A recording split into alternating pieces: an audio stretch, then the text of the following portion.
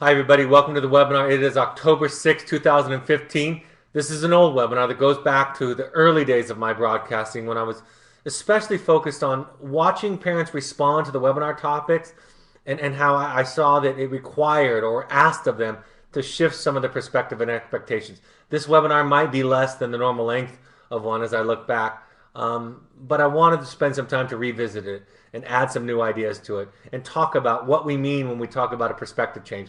One thing I've learned from doing parent education over the years is that a lot of parents will say to me in their early visits to parent support groups or their early phone calls with their wilderness therapist or their early attendance at webinars, they'll say, not all of it makes sense.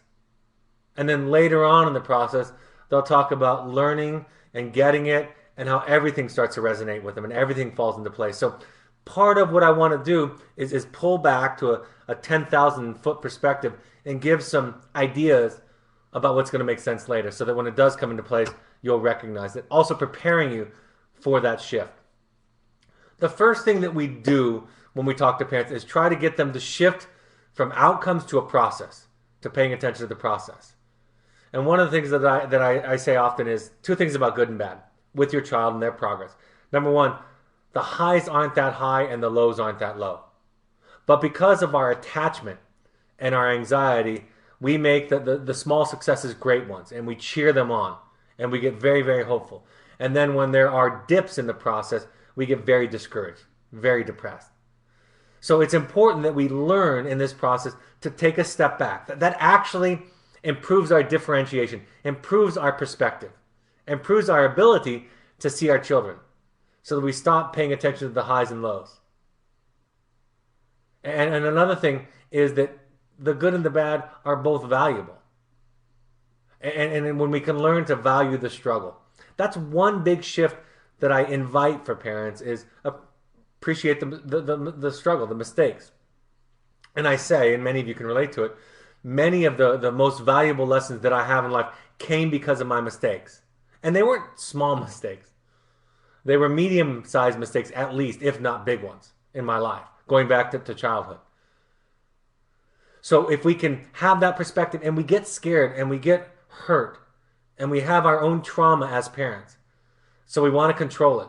And that anxiety and that tension to try to control gets in the way of us being a more helpful part of child development. So take a step back, take a breath. That's part of what Evoke can provide for you. It can provide for you in other therapeutic programs in schools. It can provide for you a certain kind of insulation. And that insulation can improve your perspective and improve your capacity, your ability to respond in a less extreme way, whether it be high or low.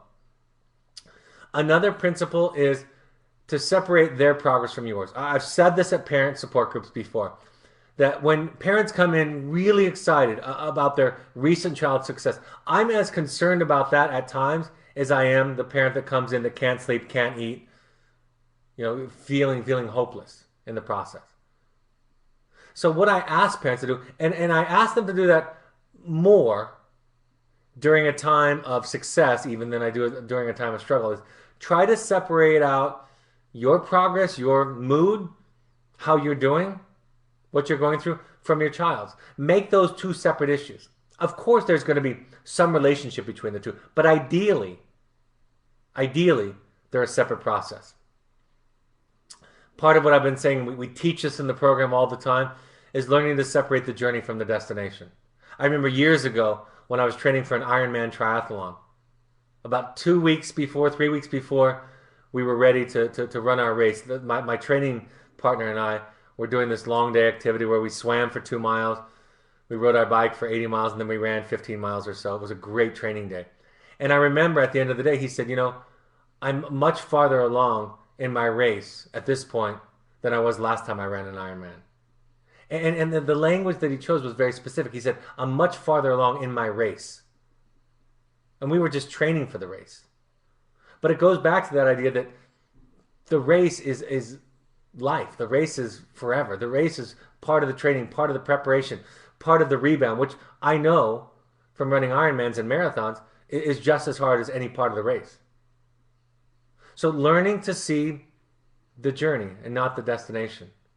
Learning to embrace that, learning to look down at your feet, pay attention to where you are, and stop, as we say in the program, future tripping. Or in some cases, really stagnating on the past. We need to feel it, we need to go in through it, and we need to figure out a way to move through it. So, learning to recognize the destination and the direction, excuse me, the journey and the direction instead of the destination. I think part of the success that comes in this process is that you see your children with new eyes. I've said this before, but parents who really tout our program, really fall in love with the process, really identify it as the most successful intervention of their life, those parents are the ones who will say, my child is doing this or that. They're somewhere on their journey. But let me tell you how it's changed me. And that change, like I've said, can have a wonderful impact on a child. That change can make you more effective, more influential, and more powerful. That change can absolutely change your reaction. The way you see your child can change your reaction to the child and can give you access to more resources, more skills, more tools. So learning to see your child in a different light, learning to see their woundedness instead of their symptoms. Doesn't matter what their symptoms are. They come with some wiring, of course. Then there's the environment, and you're a big part of that. But if we can learn to see their woundedness, whatever that is, beneath the symptoms, we're much more likely to react from a place of compassion and love and groundedness and clarity and authenticity than a place of fear, anxiety, control, tension, and judgment. The idea of awareness, this is one piece of it, is that a lot of this is about awareness, right? A lot of this. Part of what I provide for you on the webinars, part of what your wilderness therapist provides for you is new awareness, and that can have an impact on you. However, that's not necessarily the way that children change. Children, I say, often change from the outside in, right? We want to inject them with awareness. We want to lend them our awareness. We do that by lecturing, by talking, by teaching, by trying to convince, by debating, right? A lot of times parents will take what I'll teach or what a wilderness therapist teaches them, or a therapist for any matter, teaches them, and they'll try to give that to the child. If you could just take what I just learned and live this, then there'll be a change. But we have to do something much more lonely than that. We have to know it. And that takes practice. Because we've been trained to not know, to not trust ourselves. We have to learn to know it, to know the truth, to know our authentic self, to know what we feel good about. Even what we feel good about, we have to learn to know. Then when we do all of that, then we need to practice it without our child reinforcing it, without our child liking it. In fact, most of the time when we shift toward a more healthy perspective or a more healthy intervention or a relationship with our child, they're going to try to discourage it. That's called, in behavioral terms, an extinction burst. They're going to try to punish you. It's not conscious necessarily, but it is, and we call this is a family systems theory idea. It is the homeostatic mechanism. It is don't change. The status quo is what feels most comfortable. So awareness is what helps us change. Our children oftentimes change from the outside in, and our expecting for them to change from the outside in is really our expecting something that's developmentally inappropriate. Like I said, learning to differentiate your life and your child's, that they're two different things. It's similar to separating out your progress from theirs. But it's even bigger than that. It's saying, what's my responsibility and what's their responsibility? And by the way, this applies to everybody. It applies to 5-year-olds, it applies to 15-year-olds, and it applies to 25-year-olds. It is an illusion to us that it's different. Now, there are different decisions and different tasks at different ages, of course. There's a different level of intervention, but the psychology of it is the same. The psychology of it is my job to love, not to make you feel loved. It is my job to be authentic, not to make you trust me. It is my job to be honest, not to have you experience me as honest. It's my job to be assertive. It's my job to set boundaries. I have a project, and it's all these things. And what you're doing, what you're responding to, that is yours. And I can see that. Like I said, letting go of outcomes.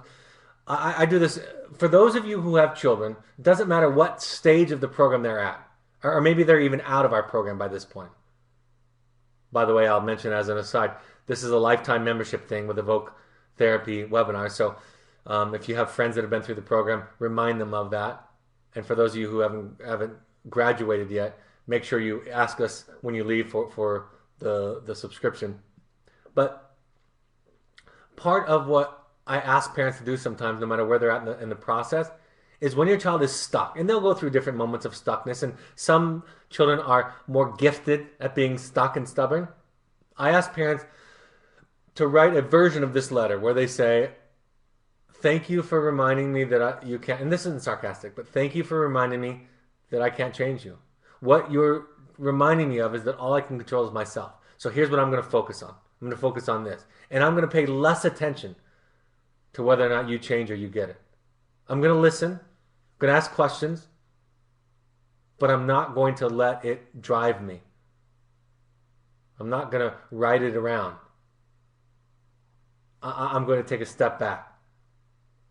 And I'm not going to be held captive. My happiness, my serenity, my peace of mind, my decisions aren't going to be held captive or hostage by whether or not you're making progress. I'm going to make the best decision I can given all of my resources, but it's not going to be solely dependent upon how you react. Otherwise, you're turning over parenting to them. I want to share this idea, and this came up for me recently with a client. In fact, I told them I was going to steal this language that they use. This is a mother sharing this with me, and she said, sometimes my intuition, which she says, I have good intuition with my son, my young adult son, and I can recognize when he's struggling. But what I need to do, she said, is I need to separate that out from my anxiety. Because I see that he's struggling. And in the past, he struggled significantly. And it got to a point where it was almost life-threatening, or it was life-threatening. And now, in his transitional program after wilderness therapy, I see him struggling a bit. And then I start to project out what that looks like. And she said, my intuition, my recognition that he's struggling is not the same as my anxiety that it's going to end up in a heap, in a crash. So she said, I can see that, and ideally learn to separate that out from my anxiety about all the future tripping that I do, all of the projection that I do going forward. So it's important that we find a way to separate out our intuition from our anxiety, because they're not the same thing. A related principle, and I've said this before, and it relates somewhat to this. You do love your child more than I do. Always will. You'll love your child more than every treatment professional that you come into contact with. That's not the same as knowing your child. There will be things that professionals know about your child that you don't know. There are things that other people know about my children that I don't know. Nobody loves my children more than me. Their mother comes in a tie with me. But I love them the most. But that doesn't mean that I see them the clearest. And so part of what we ask in this process, what we ask the professionals that we work with, is to help us to see them more clearly, to shift our perspective, to reframe it, to help us understand them. That's part of what changes us, part of what gives us a greater access. I'm going to go back to that slide for just a second and make this comment. In the Mental Research Institute, one of the Mental Research Institute in Palo Alto, California, one of the birthplaces of family therapy, right, 1950s and 60s. What they talked about was it wasn't the problem in the family that caused the pathology. It was the family's attempt to solve it that caused the pathology. They call it an attempted solution sequence. And they said, if we could get a family to shift just a little bit, and they called it a reframe. If we get a family to shift just a little bit, they would often then access their own resources and be able to solve the problem. A very, very simple example that one of my professors gave me in graduate school. He had a client that was nearly phobic regarding cars after getting in a serious car accident. And one of the interventions over a course of time, one of the interventions was to go to the junkyard where the total car was. And he had the person, and they had talked about it and prepared for it, he had the person put their hand on the car, touch it, feel the dents in the car. And the professor said, see this car, this crumpled up car? It saved your life. All this metal absorbed all of that shock, right? All of that force so that your body could survive. And this wasn't an immediate solution. And this, again, is in the context of a lot of other therapy. But that's an idea about when we can begin to see it differently. we oftentimes can solve the problem. Let me warn you though, don't reframe for your children too quickly. Leave that to professionals, because reframing for parents oftentimes has the underlying current of don't feel the way you're feeling. That intervention that I just gave you was an example of after weeks and weeks and months of therapy of getting to that point. And us as parents, we try to reframe much too often, much too early with our children. But part of what we try to provide for you is that shift in perspective so that you can find your own solutions to the issues. So what can you expect from the process? There are basically three goals in our program.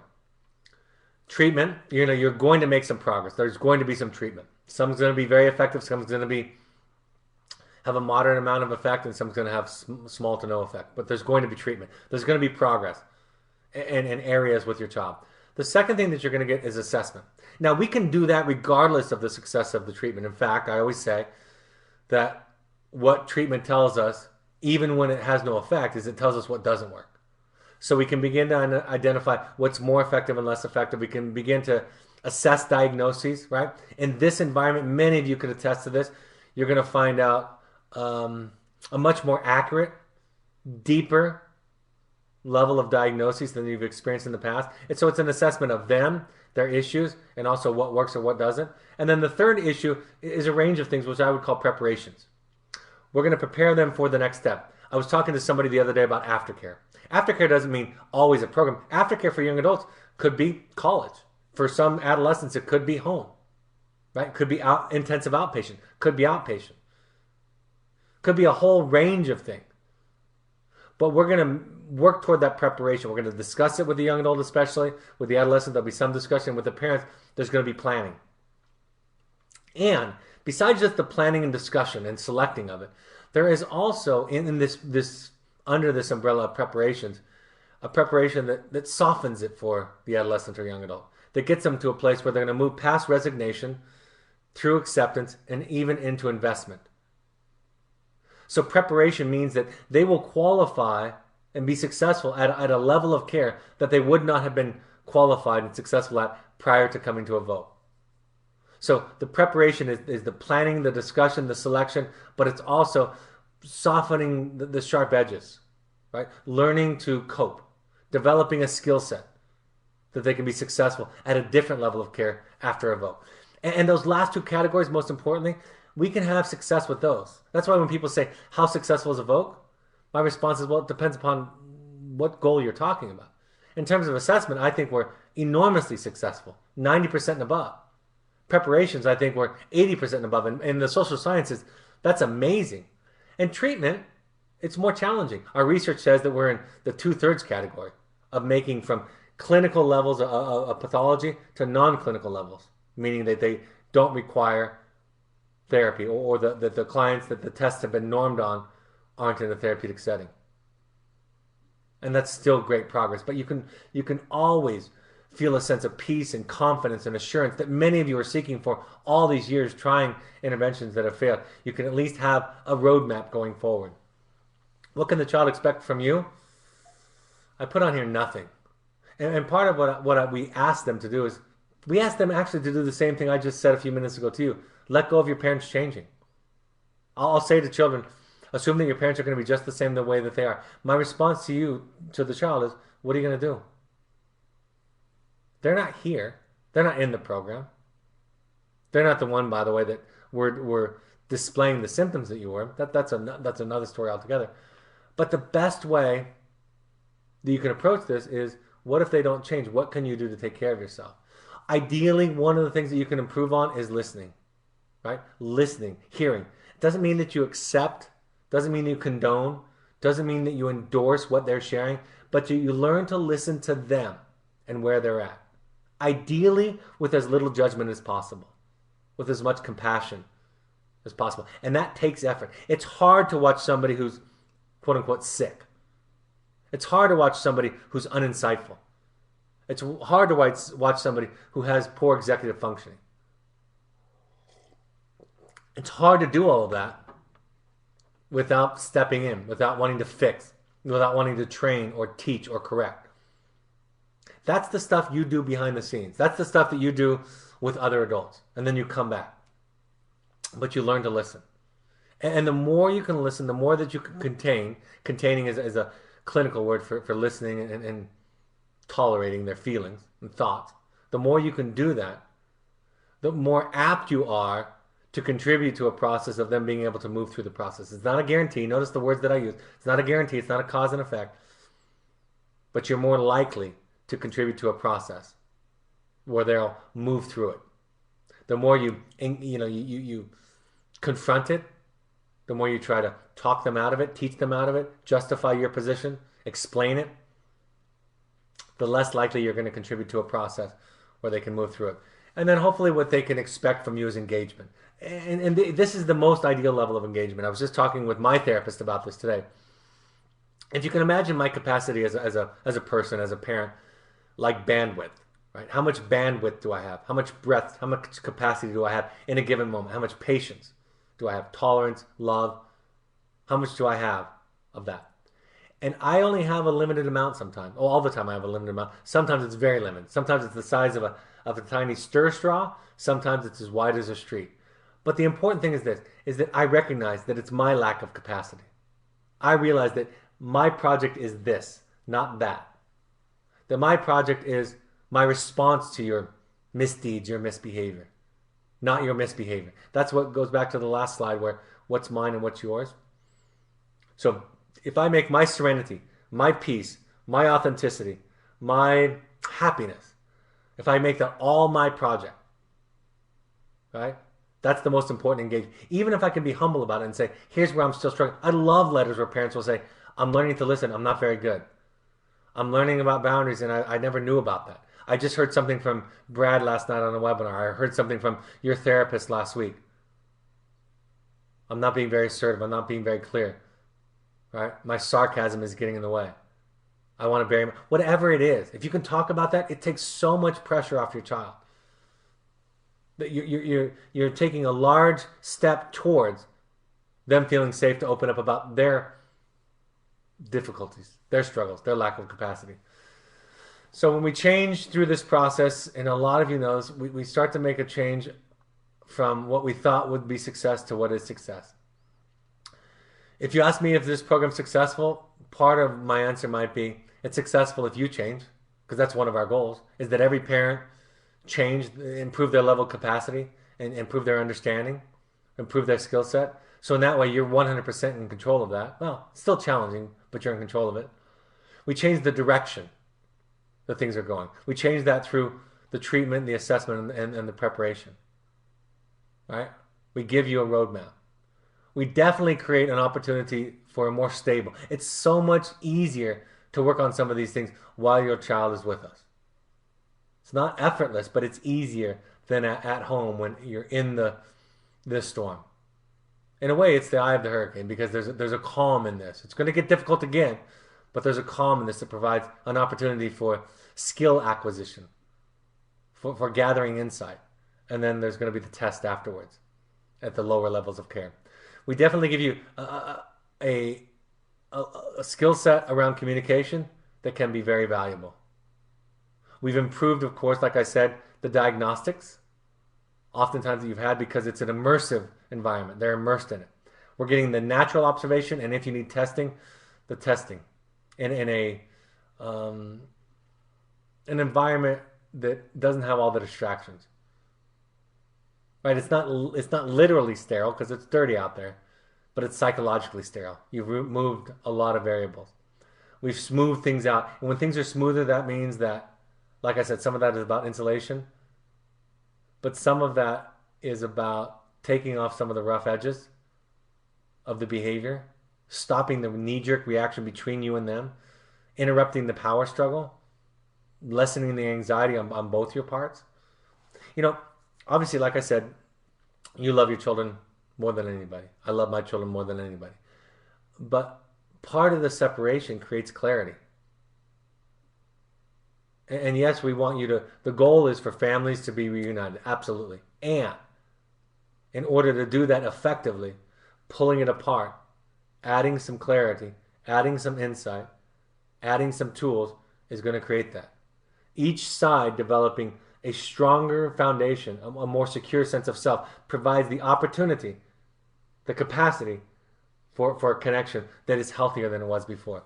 And then there's this shared experience and shared tools. I always thought for myself, sending my son to the program when almost 10 years ago now, it was we had a shared language. We had some shared experience. I learned some things that I wasn't expecting to learn during the process that I've shared many times.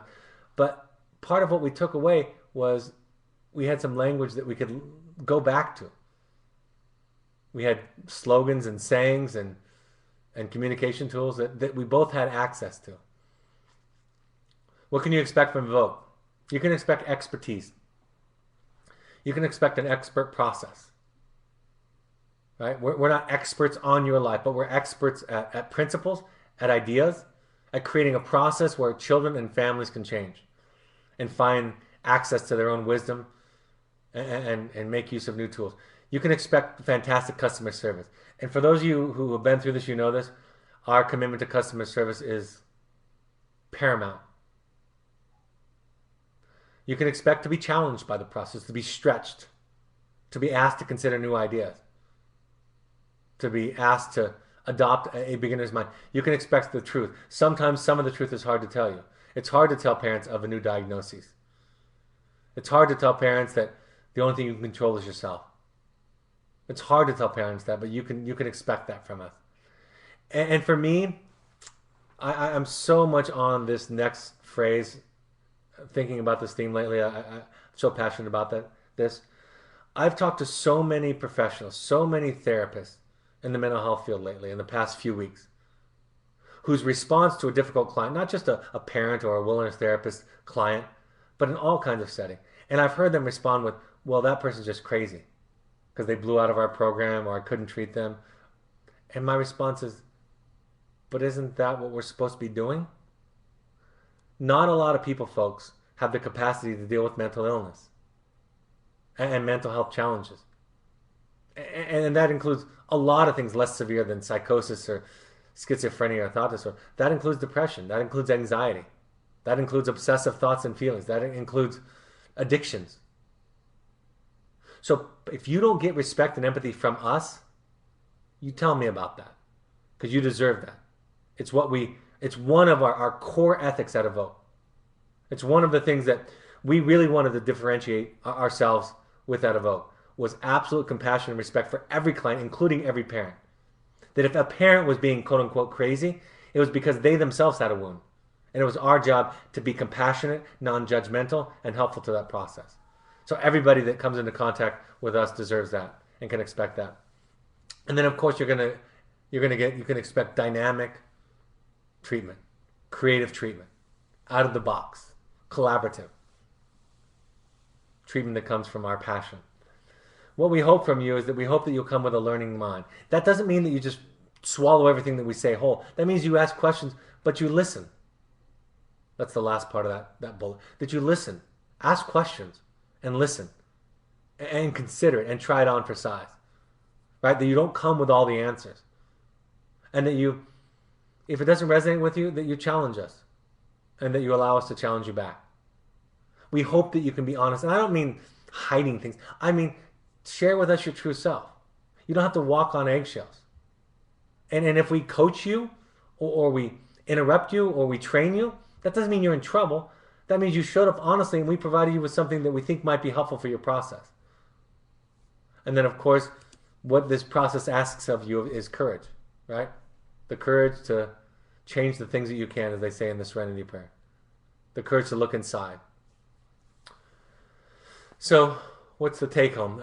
That you begin to define things as a success in a new way. I use the example in the first bullet of when I hear parents talking about I wanted my child to go to Harvard, then I wanted them to go to college. Now I'm just happy if they do go to junior college. To I just want them to be happy and healthy. Like I'm going to unattach myself from any idea of what I thought my child's journey should look like. I'm just going to hope for them that they can be happy. Hope for them that they can be healthy, authentic, honest, loving. They can have a meaningful life. And I don't know what that is. That's one of the changes in perspective. In the first Star Trek movie, this ages me for sure. The very first Star Trek movie, not TV show, where there was this simulation at the beginning that they put every new captain through. At this point, Captain Kirk was the admiral, and he was part of the training. And the situation was such that it was a lose-lose. There was no way to win this specific scenario in the simulator. And they designed it that way on purpose because they really wanted to see how the captain would respond, the possible captain would respond under pressure. At the end of the movie, they ask, and I'm going to ruin it for you, but it's 30 years old, so it's your fault if you haven't seen it. They asked Captain Kirk at the end, Admiral Kirk at the end, how did you do with it? And he said, I reprogrammed it. I changed the rules because I knew it was a lose-lose. So I went in and reprogrammed the program. So part of what a paradigm shift asks us is that we question everything. And some of you will attest to the fact that part of what happens to you through this program is you start to change so fundamentally, it's hard to even relate to how you used to think and others who think the way you used to think. You still can. You can remember it. You can see it. You can have empathy for it. But it's more than just progress. It's more than just improvement. It's a change. We began to let go of attachments. I've used this intervention a few times lately where I've asked parents, this is a strong intervention because some of you may have experienced this in reality, but I've asked parents to practice a funeral intervention where they have a funeral with their child once a week in their mind. Sometimes literally I ask them to set it up in their living room. This is a big excitement. But even if you don't do it, it still illustrates a point. Because if you can let go, if you can recognize that anybody can die any moment, and your child who's practicing high-risk behaviors is even more at risk for that, then if you can process that, you can practice that, practice letting go of that, detaching from that, then what you can do after that is learn to be present. You can learn to see them. You can learn gratitude. You can stop worrying at every moment that every decision they're going to make is going to end up in disaster because you've already accepted it. Therefore, you can see them and be with them. And while that might be, I've had parents tell me when I say this intervention, it's an impossible thing to ask a parent to do. It is, in fact, the reality. We can't control it, and it is temporary. And our holding it so tightly to try to control it is getting in the way of attachment, is getting in the way of nurturing, is getting in the way of our gratitude, getting in the way of our presence. Part of what I've been saying lately on these webinars is try to replace your anxiety with curiosity. From I'm so worried that this is going to end up in disaster to I'm curious how this is going to end up. I'm curious where we're going to be. That's not an easy thing to do, but try and practice that. Can I, when I get anxious, replace that with I'm curious how this is going to end up? And then we work at this never to end, right? That our fitness doesn't end. I mean, the minute it ends, the minute we become stagnant, then we decompensate. Same psychologically. There's no just arriving in this process. The bubble bursting phrase there is when a father said at a parent support group years ago, a grandfather actually said it, parent support group years ago, after he heard some of these stories about where the parents were at, he said, gosh, you've all burst my bubble. We're finishing up at Evoke on a high, and I thought we had arrived. And everybody said, no, it's okay. You're doing the right thing. You're in the right place. You're doing the right thing. And he said, no, it's okay. You burst my bubble. But I needed that. I needed to remember that I'm not done. And I thought I was before I came to this meeting. And that was important for me to remember. So it's important that your bubbles are burst. Be careful and wary of the magic bullet and the bow. Tying it up with a bow. I know it feels good. I know we want to find the big fish. But we're not trying to find the big fish. We're trying to teach you how to fish. We're not trying to find out, was it the divorce? Was it the adoption? Is it the ADHD? Is it the abuse? Is it the this? Is it the... We're trying to teach them how to feel because they have a long road ahead of them. And the hardest thing for many of them has not happened yet in their lives. It's not one solution. There are as many solutions to this process as there are parents and children. So the solution is in your authenticity and in your process. The solution is not in my administering or suggesting to you that you administer techniques. The solution is changing your sensibility, changing the way you see yourself, changing the way you see your relationship to your child, changing the way you see your child. Like I said, instead of thinking of it as an inside solution, as an outside-in change for our children, and that the inside can buoy us up, can give us strength, but it's not something that we can give to, force feed, or lend to them many of the time. understanding that there's value in relapse and regression, and most importantly, pay attention to your relapse and regression. If you can talk about your relapse and regression and your own progress in this process, that would be incredibly empowering and encouraging to your children. The insulation and distance that this particular program provides is temporary, but it does provide you an opportunity to acquire some new insight and skills. But know that when that insulation is gone, that the challenge is going to be increased. And there's going to be some relapse and regression for both of you. And then lastly is to give you the idea, and I said this at a parent meeting years ago, a family session years ago with a child, a student of mine and some parents. If you expect nobody else in the family to change, you're setting yourself up for success. Then you can focus on the only thing that you can control, which is yourself. It seems sometimes hard for me to judge how much I've changed. That's being in the middle of the process. You know, I'm just going to agree with you.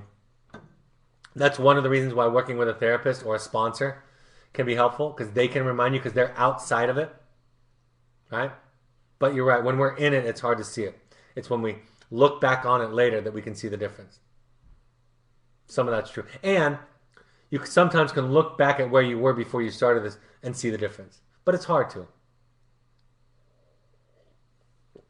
Somehow letting go of the outcome feels like stopping the part of parenting that guides the child. One equals the other one to me. Let me give you an example of letting go of the process. Letting go of the outcome. Let's say you and I are, let's say you're my child, and I want to tell you something the way I feel. And it's kind. I'm about to tell you something kind and honest, but difficult maybe to hear.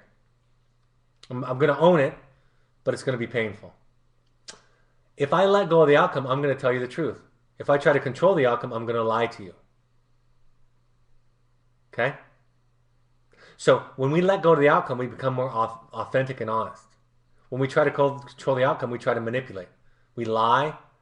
We get passive. We get manipulative. When you tell the truth to somebody, you don't control the outcome. If you and I are friends and I say, I don't like what you did yesterday, and I'm not comfortable with it, and I'm afraid you're going to freak out or reject me or get mad or react, but I tell you anyway, that's letting go of the outcome. So letting go of the outcome is a shift in focus from I'm going to be authentic and honest, I'm going to take on the parenting role, but I'm not going to try to manipulate you. Right? I'm going to tell you the truth. I'm not going to walk on eggshells. I'm not going to lie. I'm not going to hide the truth. I'm not going to be afraid and run away or ignore it. So letting go of the outcome is more authentic, more honest, more active, less passive. It's all those things. Paying attention to the outcomes, meaning I'm not going to think about this. I'm going to think about how do I change that. That's the difference. So it actually is more authentic, more assertive, more honest. You said to celebrate relapse and regression. Can you give me language to use with my adult son when I see that in him or in me? Okay, let's say well, it's hard to just, I'll have to make up a hypothetical. Let's say my young adult son relapsed on drugs, just for simplicity's sake. And let's say that somehow I created enough safety in the relationship that he was willing to come back and talk to me about it. My response would be, oh, wow. Well, so what are you going to do? How's that going to be? You'd be curious. You'd ask questions. You wouldn't say, well, this is what you need to do. Or, oh my gosh, this is devastating. Or you would, and it would take work to get to this place, but you would say, I'm curious. So what's going on for you? What do you think you need to do? That doesn't rob you of the ability. I still get to make decisions, right? I can cut off your allowance. I can stop paying for call. I can do whatever I want. I get to do that. And those boundaries come from a place of, this is what I feel comfortable with. This is what I need in the relationship to feel okay about. I can still set all those boundaries. But my reaction is not over the top. My reaction might even be, you know what? I've made mistakes like that before. Sometimes my greatest lessons have come from my relapse and my regression. That's my experience. I wonder how it'll be for you. But we don't get anxious. We don't try to fix it. We don't hold on tight. We don't lecture. We don't get all emotional. We just get curious and watch them. And listen. I try to not get too excited or discouraged when my clients or my children have successes or failures, because it's not. I don't want it to be about me. And I practiced that originally as a skill, and now it's become something I've internalized. So if you come to me with the greatest thing in the world, my response is, "Congratulations, that's awesome." Not, "Oh my gosh, that's the most wonderful thing in the world. I'm so happy for you." It's not like that. It's, "That's awesome. I think you can be happy about that. I'm happy for you." And when they make a mistake and crap things over, I just say, "That's a bummer. What's that like? How you feeling? What's going on for you? What do you think you're gonna do? Where's the shame? Where's the guilt? Do you feel that? Do you think that'll help you or get it? I mean, I'm curious." And by the way, I think I said appreciate it and respect it, not necessarily celebrate it. But same thing. It's hard to celebrate it. That's a strong word. All right. We want you all to go to 6 of these meetings while you're with us. That is our request. If you want to know what I believe can be one of the greatest contributions to helping your child, this. Go to 6 of these meetings. Try them out. Um, Look at this. I did write that on there. Or maybe you did that for me. Or maybe you added it. I don't know. On November 18th, follow us on Evoke and look for announcements. We'll be announcing the specific time and place. There's going to be a special workshop on the play Wilderness. I'll be speaking at that also, or you can go to ongodarts.org for more information. If you go to our Evoke page, there's also a place to make donations. It is a nonprofit. Um, so go there. Follow us on social media. There's our social media right there. Follow us on Twitter if you do Twitter. Follow us on Facebook. You can also look at our blog, and we have wonderful blogs coming out a couple of times a week. Here's my book. You can get it on Amazon.com or BarnesandNoble.com, or you can get an audio version of it. You can also go to the Parent Alumni Foundation Book Foundation page. I said last time that I would look this up. The Amazon Foundation page, same price as Amazon, only 10% goes to charity to help people who can't afford treatment. There are categories on there for adolescent and adult of the books that we give to them. One parent said, "What books can we read that they're reading in the field?" There are categories for books that clients read. Here are our upcoming parent support groups that we have on both coasts. I'll probably put some on the schedule by next week, I think. I'll make some other visits to some other parts of the country. I'm looking at Houston. I'm looking at, what was the other one that we were looking at? Gosh, there was another one that I have a request from. Chicago, Atlanta. So we'll be working on those. Upcoming workshop on the 17th and 18th. The Finding You is 2 days away, so if you haven't signed up, you're going to miss out. We'll get more of the intensives up there. And then you can look at our pursuits on our website. Any other live questions, Stephanie, before we wrap up?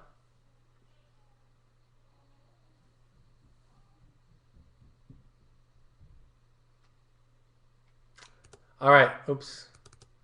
Next webinar I'll be doing an intensive later this week. So the next one will be Tuesday, October 13th at 6:30 p.m. Mountain Time. Getting the help you need and deserve. One of my very first webinars. In fact, it's one of the chapters of my book is based on this webinar. So be revisiting that next Tuesday evening. I hope these points of contact are helpful for you. Thanks for your participation. Have a great week, and I'll talk to you next Tuesday. Bye-bye.